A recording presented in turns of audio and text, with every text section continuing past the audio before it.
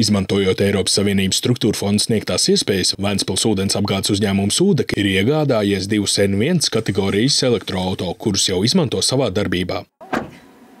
Rūpējoties par vidi un apvienojot ar ekonomiskiem ieguvumiem, ir iegādājusies 2 jaunas N1 kategorijas elektroauto Toyota Proace City, aizstājot līdzšinējās jau nokalpojušās fosilā degviela automašīnas. Jaunie elektroauto aizstājuši 2 2007. gada dīzeļmašīnas.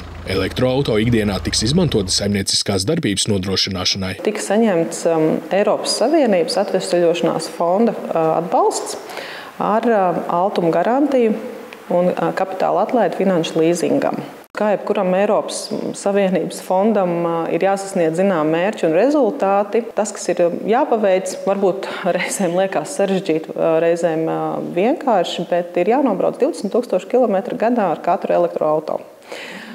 Tad, kad pēc gada nobraucam šos 20 000 km, tad Altum iepriekš rezervēto kapitāla atlaidi novirs finanšu līzinga dzēšanai. Ja tiks izpildīti nosacījumi, tad katram automobīlim piešķirta atlaide vairāk nekā 6000 eiro apmērā tiks izmantota kā daļēji līzinga maksājuma sekšana un izmaksāta līzinga kompānijai. Projekta galvenais iegūms – siltumnīca efektu gāzu emisiju samazināšana. Pēc prognozēm katrs elektroauto ļaus samazināt CO2 izmešus par aptuveni 0,26 tonnām gadā. Uzņēmums Ūdeka sekmīgi veic zaļo kursu. Pirms vairākiem gadiem uzstādītās saules baterijas ražo elektroenerģiju, kas tiek izmantot uzņēmumu saimnieciskajā darbībā, un tagad saražotā elektroenerģija tiks izmantota arī 2 elektroauto uzlādei. Mēs paši ražojam elektrību savai saimnieciskās darbības nodrošināšanai, un arī šie jaunie elektroauto ikdienā tiek uzlādēti tieši ar mūsu saražoto saules enerģiju.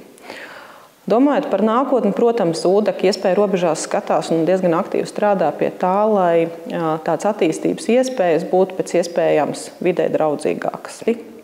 Bet tas ir ekonomiski izdevīgs arī Ūdekai, jo mēs kļūstam aizvien ekonomiski efektīvāki un mums ir iespēja izmantot mūsdienīgāku autoparku.